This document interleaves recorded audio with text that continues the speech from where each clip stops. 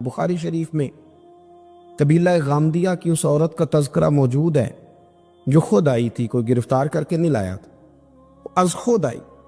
احساس پیدا ہو گیا نا گناہ کا۔ یہاں بہت ساری غلطیاں کر کے بھی لوگ جب اپنی بات کرتے ہیں تو کہتے ہیں کبھی یاد تو نہیں کسی کے ساتھ زیادتی کی ہو، یاد تو نہیں کبھی کسی کا، بھئی آپ نے اتنے بڑے ولی ہونے کا دعویٰ کر دیے۔ انسان تو انسان رہتا ہے۔ بڑے بڑے لوگ کہہ گئے کہ یا اللہ اگر انجانے میں بھی بھول گئے ہیں تو ہم سے درگزر فرما، لیکن جب ہم تیار ہی نہیں ماننے کو۔ حضرت انس بن مالک کہتے ہیں وہ خاتون آئی، کوئی پکڑ کے نہیں لایا، کسی 14 دنوں کے ریمانڈ پہ نہیں اسے منوایا گیا، اسے وہ خود بخود آئی، اور کریم محبوب علیہ السلام کے سامنے جب وہ کھڑی ہوئی تو اتنے درد سے میں نے کم لوگ روتے دیکھے ہیں جس درد سے وہ روئی۔ عرض کرنے لگی حضور میں غلطی کر بیٹھی ہوں، مجھ سے زنا ہو گیا، مجھے پاک کر گئے۔ تو محبوب کریم علیہ السلام نے فرمایا تو کیسے ثابت کرے گی تو نے گناہ کیا؟ یعنی مجرم کو ثابت کرنا پڑ رہا ہے کہ میں گناہ گار۔ یہ وہ کمال ہے کہ انسانوں کو احساس ہونے لگے کہ یہاں ہم غلط ہیں۔ جب اعتراف جرم ہوتا ہے، جب بیماری کی تشخیص ہوتی ہے تو پھر اس کا علاج بھی ہو جاتا ہے۔ حضرت انس بن مالک کہتے ہیں وہ عرض کرنے لگی حضور میرے پیٹ میں ناجائز بچہ ہے۔ حضور نے فرمایا جا جب بچہ پیدا ہو تو پھر آنا۔ وہ 8 ماہ کے بعد آئی تو اس کی گود میں پھول سا بچہ تھا۔ حضور نے فرمایا واپس جا، جب روٹی کھانے لگ جائے تو پھر آنا۔ وہ 2 سال 2.25 سال دودھ پلاتی رہی، پھر جب آئی تو بچے کے ہاتھ میں روٹی کا ٹکڑا تھا۔ کریم محبوب صلی اللہ تعالی علیہ وسلم سے آ کے جب اس نے بات کی تو وہ درد سے روئی، کہنے لگی یا رسول اللہ 3 سال ہونے کو ہیں، میں نے گناہ کیا ہے، میں ساری رات سو نہیں پاتی۔ حضور تڑپتی اگر اس حال میں مر گئی تو اپنے رب کو کیا منہ دکھاؤں گا، مجھے پاک کر دے، میرے حال پہ رحم فرمائے۔ محبوب کریم صلی اللہ علیہ وسلم نے بچہ ایک صحابی کو دیا، فرمایا بچوں کی طرح پالنا، اور کہا اسے لے جاؤ، پتھر مار مار کے اسے سنسار کر دو۔ صحابہ کہتے ہیں اسے پتھر لگ رہے تھے اور حضور بے چینی کے ساتھ ٹہل رہے۔ آ کے خبر دی حضور وہ تو وصال کر گئی، انتقال ہو گیا۔ فرمایا یہاں تک تو بات اس کی تھی۔ حضرت انس بن مالک کہتے ہیں اب محبوب کریم نے صحابیات سے فرمایا اسے غسل دو، کفن پہناؤ، جنازہ تیار ہو جائے تو مجھے خبر کرنا۔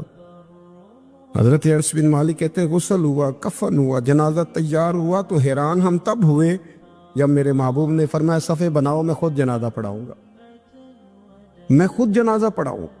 اور سرکار نے جنازہ پڑھایا تو ایک شخص کی زبان سے نکلا حضور اس ملعون کا معاذ اللہ جنازہ جس نے ناجائز بچہ جنا، اس کے لیے آپ دعا کر رہے ہیں، جنازہ پڑھا۔ حضور فرمانے لگے خاموش ہو جاؤ، تم نے گناہ دیکھا ہے، اس کا احساس نہیں دیکھا، تم نے غلطی دیکھی ہے لیکن اس کی توبہ کا انداز نہیں دیکھا۔ اور صاحب کنز العمال نے یہ لفظ نقل کیے ہیں کہ کریم محبوب فرمانے لگے اس نے تو ایسی شاندار توبہ کی ہے کہ اگر میں اپنی ساری امت میں بانٹ دوں تو اللہ سب کی مغفرت فرما دے گا۔ احساس جب پیدا ہو جاتا ہے نا اپنے دل کے اندر کہ یہاں میں غلط ہوں، ان العبد اذا اعترف ثم تاب تاب اللہ علیہ او کما قال نبی صلی اللہ علیہ وسلم، رواہ مشکات۔ حضور نے فرمایا جب کوئی بندہ کہتا ہے نا اللہ میں بھول گیا تھا، اور پھر وہ توبہ کرتا ہے تو رب اس کی توبہ کو فوراً ہی قبول فرما لیتا ہے۔ حضرت عبداللہ بن حذافہ جہاد کر رہے تھے، روم کے عیسائیوں نے گرفتار کر لیا، 1000 آدمی نے مل کے پکڑا، گرفتار نہیں ہوتے تھے صحابی، 1000 آدمی نے گھیرا ڈالا، گرفتار کر کے لے گئے۔ اور جب بادشاہ کے سامنے گئے تو وزیر کہنے لگا بادشاہ بندہ بڑے کام کا ہے، اگر ہمارے قابو آ گیا تو فائدہ دے گا، صحابی ہیں حضرت عبداللہ بن حذافہ، حضرت فاروق اعظم کا زمانہ ہے، اگر قابو آ گیا تو فائدہ دے گا۔ بادشاہ کہنے لگا کیوں، کیا خوبی ہے؟ کہنے لگے ہم 1000 آدمی تھے، یہ اکیلا قابو نہیں آ رہا، تو 1000 آدمی تھے، اگر ہماری فوج میں شامل ہو گیا تو بہت بڑا جرنیل ملے گا۔ بادشاہ کہنے لگا کوئی مسئلہ نہیں، 2-3 چیزیں ہوتی ہیں بندے کو خریدنے کے لیے، خرید لیتے۔ بادشاہ کہنے لگا عبداللہ جتنی دولت تجھے چاہیے میں تجھے دے دیتا ہوں، میرے لشکر میں آ جا، معاذ اللہ اسلام چھوڑ دے۔ حضرت عبداللہ بن حذافہ کیا فرماتے ہیں بڑا تو بیوقوف ہے، میں نے دولت کمانی ہوتی تو مدینے میں بیٹھ کے تجارت کرتا، میں دولت کمانے نہیں نکلا، میں تو رسول اللہ کی رضا کمانے کے لیے نکلا ہوا ہوں۔ دولت کمانی ہوتی تو کسی مارکیٹ میں ہوتا، میدان میں آنا تھا۔ شہادت ہے مطلوب مقصود مومن، نہ مال غنیمت نہ کشور کشائی۔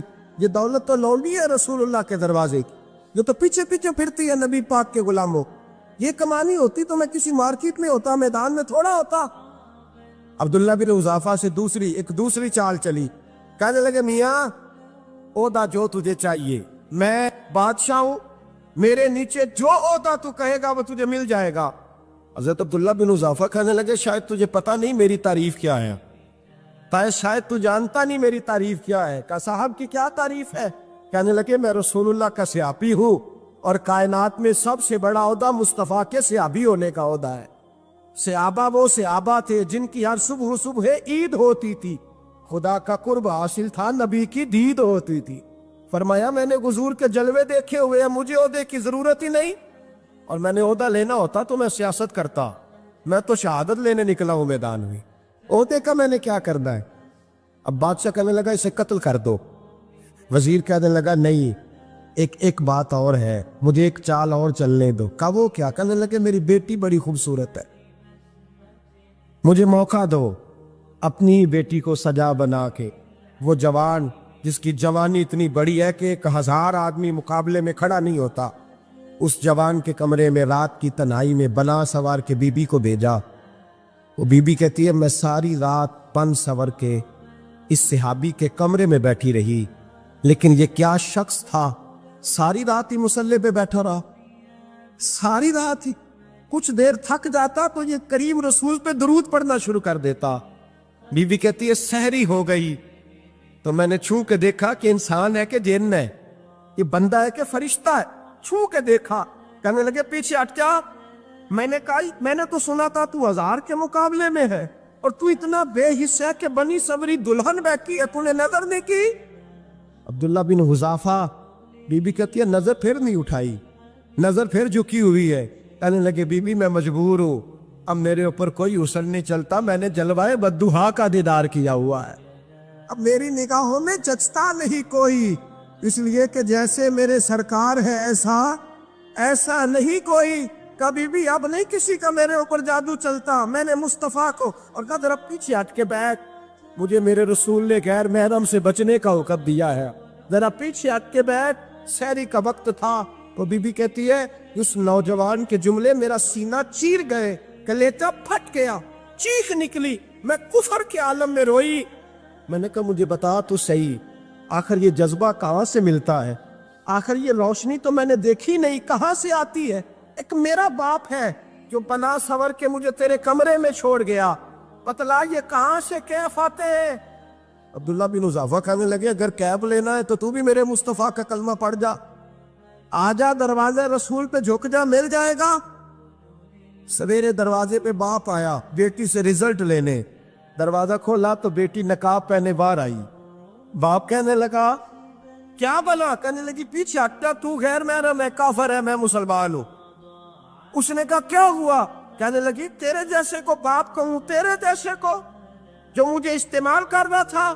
میں تجھے باپ نہیں مانتی، میں اب رسول والی ہو گئی، میں حضرت فاطمہ کی کنیزہ ہو گئی، میں اب نبی کریم کی خادمہ ہوں، خبردار میرے قریب نہ آنا۔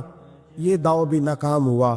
اب حضرت عبداللہ بن حذافہ کے سامنے موت کھڑی کی، ایک کڑا میں تیل گرم کیا، کہنے لگے تجھے اس میں جلایا جائے گا۔ حضرت عبداللہ بن حذافہ رضی اللہ تعالیٰ عنہ جب جلنے کے قریب ہوئے تو رونے لگے۔ روم کا بادشاہ کہنے لگا شاید ڈر گیا ہے، کہنے لگے اب سمجھ آئی ہے، اب تجھے پتہ چلا ہے، چلا آ جا۔ حضرت عبداللہ بن حذافہ کہنے لگے تو کافر ہے، تیری کافروں والی سوچ ہے، اس لیے نہیں رویا کہ موت سے ڈر گیا ہوں، میں تو اس لیے رویا ہوں کہ ایک جان ہے وہ نبی پاک پہ قربان ہو رہی ہے، کاش رب مجھے 1000 جان دیتا، میں ساری مصطفیٰ پہ قربان کر دیتا۔ ایک سنار نے گلی میں یتیم چھوٹے سے بچے کو گھومتے دیکھا تو سنار بے اولاد تھا، بچے کو اٹھا کے گھر لے آیا، 18 سال اس بچے کی پرورش کی، اس کو پالا پوسا، جوان کیا۔ سنار کے پاس وہ دکان پہ چلا جاتا، وہ کئی دفعہ دکان پہ رہتا، کئی دفعہ گھر میں رہتا۔ ایک دفعہ وہ دکان پہ تھا، بچہ گھر تھا، 18 سال کا جوان، اس کی بیوی اکیلی تھی۔ وہ جس نے ماں بن کے پالا تھا اس نے اسی پہ حملہ کر دیا، اس کا بازو بری نیت سے تھاما۔ بیوی چیخی، تھوڑی دیر گزری تو وہ نوجوان پیروں میں بیٹھ گیا، کہنے لگا اماں پتہ نہیں مجھے کیا ہوا۔ شام کو سنار آیا، بیوی چیخنے لگی، چلانے لگی، کہنے لگی آج عجیب بات ہوئی، جس کو میں نے جگر کا خون دے دے کے پالا اسی نے گندی نظر ڈالی۔ سنار محو حیرت ہے، بیوی کا خیال تھا کہ لات اٹھائے گا، ڈنڈا اٹھائے گا، نوجوان کو مارے گا، لیکن وہ رونے لگ گیا۔ اس نے کہا آج اس نے میرا بازو تھاما ہے، جانے کیا کیا ہے۔ پریشان ہونے لگ گیا، سجدے میں گر گیا، کہا تو بتاتا کیوں نہیں؟ تو وہ سنار کہنے لگا اس کی غلطی نہیں، 18 سال کے بعد آج مجھ پر بھی شیطان سوار ہوا تھا۔ ایک عورت آئی تھی، وہ اپنے بازوؤں میں چوڑیاں پہننا چاہتی تھی تو میں نے بھی گندی نظر سے ہاتھ ڈالا تھا، رب کریم نے مجھے فوراً اس کی سزا دی۔ جن کے گھروں میں بیٹیاں ہوتی ہیں ان کی نظریں گندی نہیں ہوتی، جو بیٹیوں کے باپ ہوتے ہیں، جو بہنوں کے بھائی ہوتے ہیں، ان کی نظریں گندی۔ اور اگر تو ٹیلی فون کرتا ہے، تو کسی عورت کے ساتھ تعلق رکھتا ہے تو یہ بات لکھ لے، امام فخر الدین رازی 1، علامہ اسماعیل حقی 2، ملا جلال الدین رومی 3، امام خازن 4، امام جلال الدین سیوطی 5 حدیث کے استاد اور محدث لکھتے ہیں کہ اگر تو کسی پر گندی نظر ڈالے گا تو تیرا گھر بچ سکتا، یاد رکھ نہیں بچے، اس لیے کہ تیری نظر ہے، کسی کی بیٹی کو بیٹی سمجھ تاکہ تیری بچی کا پردہ قائم رہے، کسی کی بہن کو، یہ کیا بات ہوئی کہ تو جتنا مرضی گند معاشرے میں پھیلاتا رہے تیرا گھر بچا رہے، یہ کیسے ہو سکتا ہے؟ فَإِنَّ لَهُ مَعِيشَةً ضَنكًا، اللہ فرماتے ہیں زندگی تنگ ہو جائے گی تیرے لیے مشکل، تو ڈھونڈتا پھرے گا کہ میں مرنے کو جگہ تلاش کروں۔ سچی توبہ کرے، کھری توبہ۔ یہ گناہ انسان کو مجبور کر دیتے۔ حضرت عبداللہ بن مبارک رحمۃ اللہ تعالی علیہ، ان کے سینکڑوں شاگرد تھے، ایک شاگرد کے انتقال کا وقت آیا تو گھر گئے ملنے۔ آپ کہتے ہیں میں نے زور لگا لیا پر اس کی زبان پر کلمہ جاری نہیں ہوا۔ میں اسے کہتا کلمہ پڑھ پر اس کی زبان پر جاری۔ اللہ اکبر، بہت بڑی نعمت ہے، دعا فرمائیں اللہ ایمان کی موت عطا فرما، ایمان کی موت دے اللہ کریم، ایمان کی موت دے۔ ایسے بھی لوگ دیکھیں ہیں، مسجد نبوی ہے، رسول اللہ کا شہر ہے، سر سجدے میں ہے، روح پرواز کر گئی، روح پر کتنا نصیبوں والا ہے، کتنا نصیبوں والا کہ مسجد نبی میں سر سجدے میں رکھا ہے اور اللہ تبارک و تعالیٰ نے محبوب کے قدموں میں موت عطا فرمائی۔ حضرت عبداللہ بن مبارک کہتے ہیں میں نے اس کو کہا کلمہ پڑھ تو اس کی زبان پہ جاری نہیں ہوتا۔ میں بار بار کہتا تو وہ منت کرتا، کہتا حضور میں کوشش کرتا ہوں جاری نہیں ہوتا۔ فرماتے میں پریشان ہو کے اٹھا، ابھی میں دروازے پہ پہنچا تھا، اس نے چیخ ماری اور روح پرواز کر گئی۔ بچے رونے لگے، بیوی رونے لگی، تو میں نے اس کی بیوی سے کہا کہ یہ جرم کیا کرتا تھا، اتنا بڑا پاپی پہ کلمہ جاری نہیں ہوا۔ اس کی زوجہ کہنے لگی حضرت جی 2 گناہ تھے اس کے، ایک تو یہ شراب کا عادی تھا، روکتی تھی باز نہیں آتا تھا، اور دوسری بات یہ کہ یہ اپنی اماں کا نافرمان تھا، وہ 2 گلیاں چھوڑ کے رہتی ہے، یہ کبھی ملنے نہیں گیا تھا، اس بوڑھی کا کلیجہ اس کی طرف سے بڑی تکلیف میں تھا۔ حضرت عبداللہ بن مبارک کہنے لگے جا تو بھی دعا کر، اس کی ماں کو بھی کہہ دعا کرے کہ یہاں تو یہ کلمہ نہیں اسے نصیب ہوا، اللہ کرے اللہ آخرت کی منزلیں اس کی بہتر فرما دے۔